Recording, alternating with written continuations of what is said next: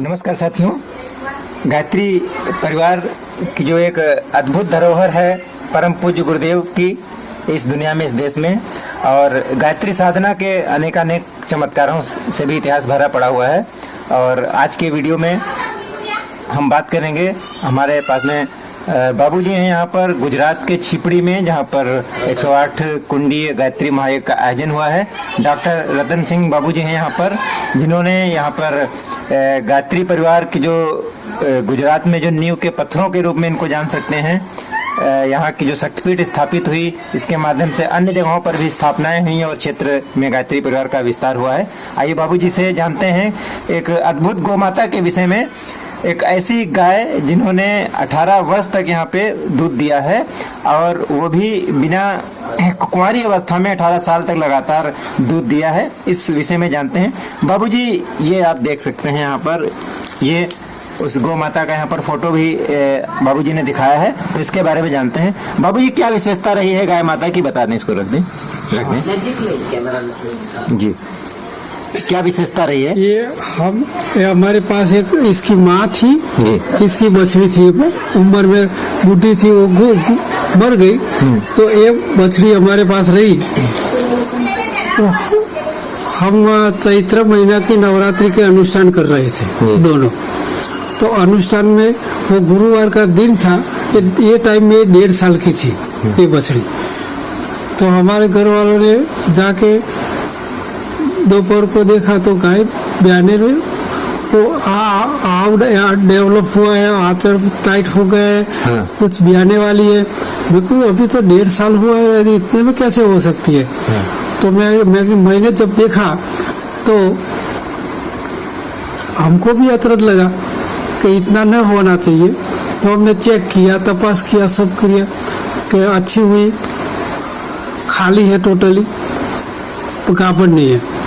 तो फिर भी आंचल इतना टाइट था कि पकड़ो तो खींचो कैसे क्या निकलता है। तो आंचल पकड़ के जब धोने का प्रयत्न किया तो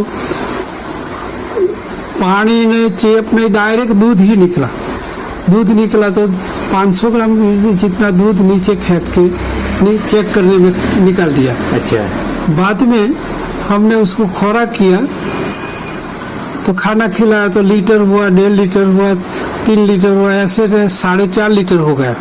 4.5 लीटर दूध हमको नॉन स्टॉप 18 साल तक दिया।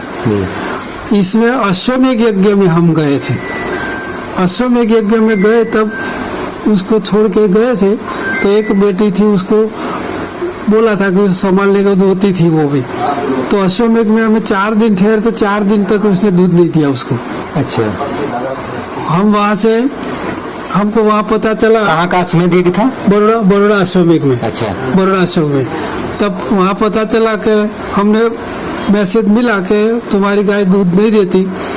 तो हम 1 दिन पहले निकल गया, मैं अकेला, और ये मैं उसके पास आकर खड़ा रहा और वो ही बेटी को बोला कि बेटा दो, तो उसने दूध उसके पास 4 दिन के बाद तो फिर चालू हो गया दूध। अच्छा, आपके कहने से? हाँ। अच्छा। कोई नहीं तो ये 4 दिन ही नहीं दिया, बाकी 18 साल में 1 टंक भी उसने बिगाड़ी।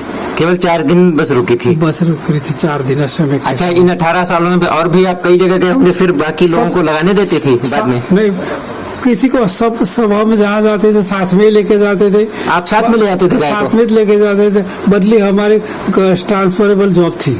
अच्छा, क्या जॉब में थे? मैं वेटरनरी डॉक्टर था। अच्छा। ट्रांसफरेबल जॉब थी, जहाँ जाते थे वो गाय साथ में लेके ही जाते थे जी। हाँ। चलिए, तो इसका फिर देहावसान कैसे, प्राकृतिक रूप से हुआ कि कुछ बीमारी क्या हो गया था? कुछ बीमारी। 6 साल 1.5 साल की थी, 18 साल दूध दिया, 19.5 साल हुए। 6 महीने पहला हमने बोला कि इसने बहुत दिया है तो उसकी सेवा करो, दो मत। दोना फिर बंद कर दिया। तो बंद कर दिया, तो एक दिन बैठी तो सोती थी, खड़ी नहीं हो सकी। तो मैं गया इसके पास, बैठी थी लेट के। तो मैं सर पर हाथ घुमाता बोलता था कि आप दुखी हो, आप रिबा दुखी हुए तो हमको जीव, हमारा आत्मा डुबाएगा, हमको जीव बढ़ेगा। तो बाद में क्या बात, हमारी बात सुन ली, क्या कि रात को दे छोड़ दिया। अच्छा हाँ जी के એટલે 20 साल पूरा आयुष्य भुगतान किया उन्होंने, अच्छा 20 साल तक। अच्छा ये बताइएगा, ये घटना जो घटी, मेडिकल साइंस इसको किस टाइप से लेता है कि बिना कुंवारी गाय का दूध देना? मैं वेटरनरी डॉक्टर हूँ जी। हमने हमारे बॉस थे उसको ये सवाल किया था जी। हम 100 डॉक्टर थे, सबको साथ में मीटिंग चलती थी। मैंने पूछा कि हाँ ऐसे गाय ऐसी दूध क्यों कैसे चालू हो गया, तो डॉक्टर हमारे साहब ने बोला कि कुदरती होता है।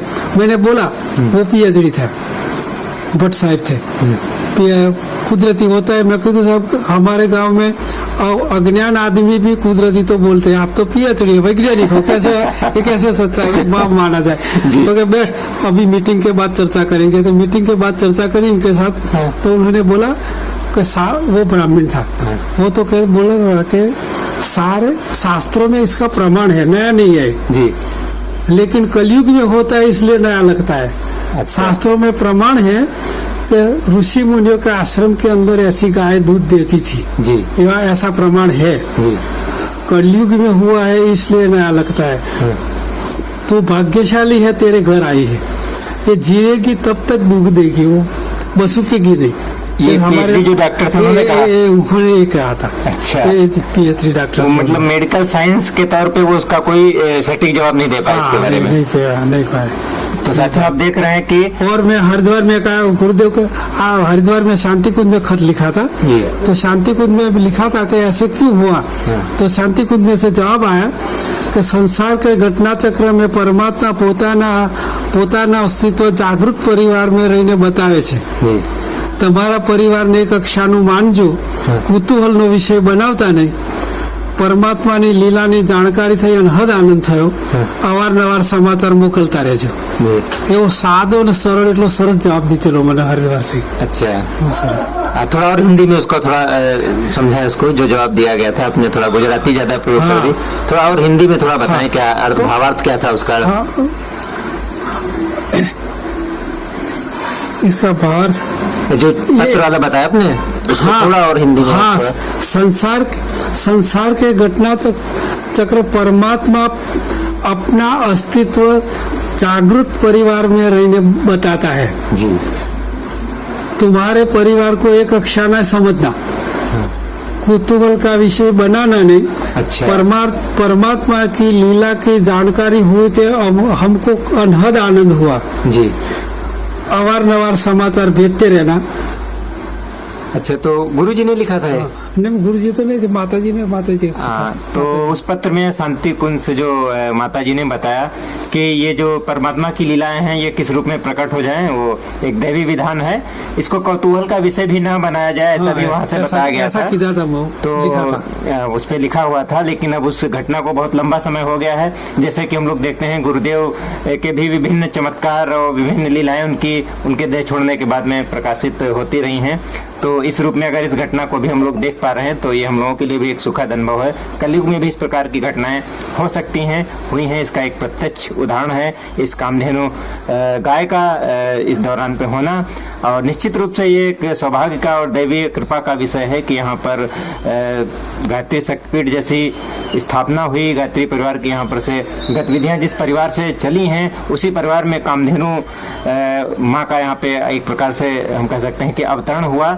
तो ये दैवी घटना हम सभी के लिए, विशेष रूप से गायत्री साधकों और परिजनों के लिए विशेष सुखद और आह्लादकारी है। डॉक्टर साहब से ये सब बातें जान करके बहुत ही अच्छा लगा। एक सृजन समाचार से बात करने के लिए बहुत बहुत धन्यवाद होगी।